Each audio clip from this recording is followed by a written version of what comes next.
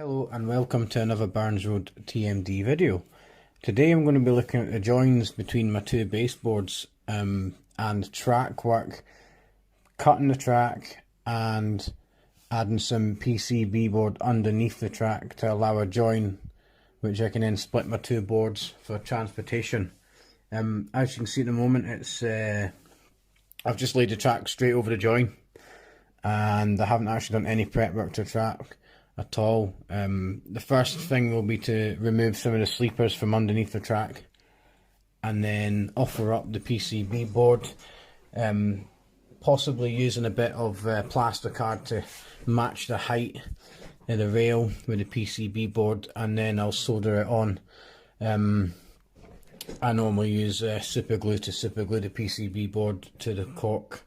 Right, so first of all I'm going to use my scalpel blade. I'm just going to get rid of some of these sleepers which are on the track. I've already pinned the track down at either side of the boards and laid actually on the track. I'm just going to remove some of these sleepers. It's quite easy to do. Just cut the join and the join underneath which joins the sleepers together, and then simply peel the sleeper away from the track. It tends to pop out quite easily. This will leave enough room for me to actually get my PCB board under the track. Cut it here. Just slice away these bits that hold the track onto the sleeper. I've removed the plastic sleepers and I've already put in place two of my PCB boards. These have been cut at roughly the same width as the sleepers. It just aids in enhancing the look of the layout rather than having a really wide strip of PCB board. I've cut mine into thinner strips just to replicate the sleepers. What I'll do is get a wee bit of super glue, just add a wee bit of super glue to the cork and slide the PCB board underneath. I've never had an issue with using super glue for this. Seems to always hold quite strong. Place one in here, just press it down against that super glue and leave it to set, and we'll stick another one in alongside it. That'll give the effect it's just more sleepers. Once the ballast has been put down and they've painted, they will look a lot better. They don't look so good now, but they will look a lot better once ballasted and painted. Now the PCB boards are glued in nice and tight against the cork. Comes to putting a bit of solder against down on each side of the tracks onto the board. I'm just applying a little bit of flux here just to help the solder take. There is a slight gap between the rails and the PCB board that's going to need filled with solder. I sometimes use a bit of plasticard to rise the sleeper up before we do this, but in this case I haven't, and like I say, the gap isn't too much of a worry.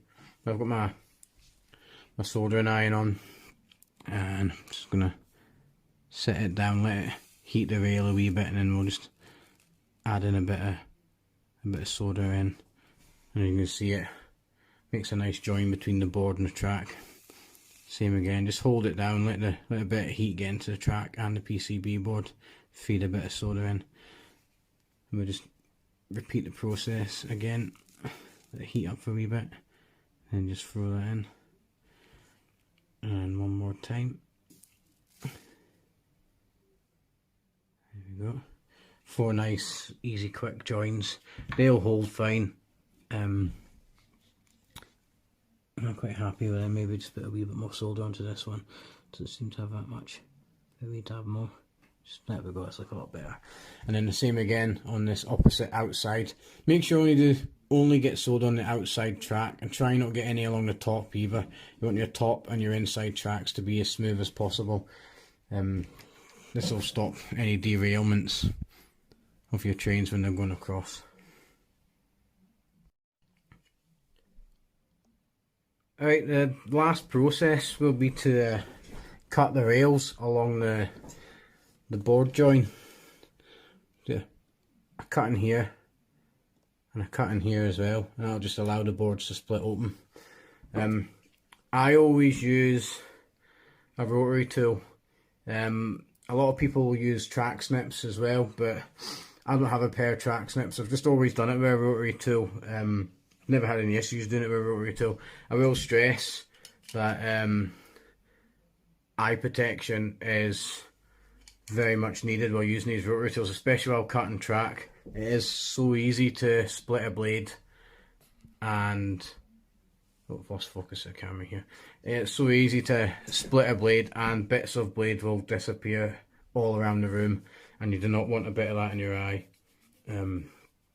Saying that, even if you don't split a blade, you do not want a bit of track, bit of filings from a track going in your eye either.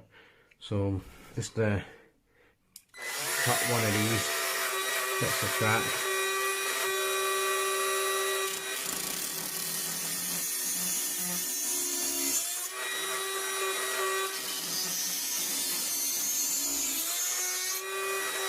Nice and quick, nice and easy. It's always good to test your track joints. Once you've made the cuts, just have a quick look at it, make sure your track still lines up, and just test it with a piece of rolling stock.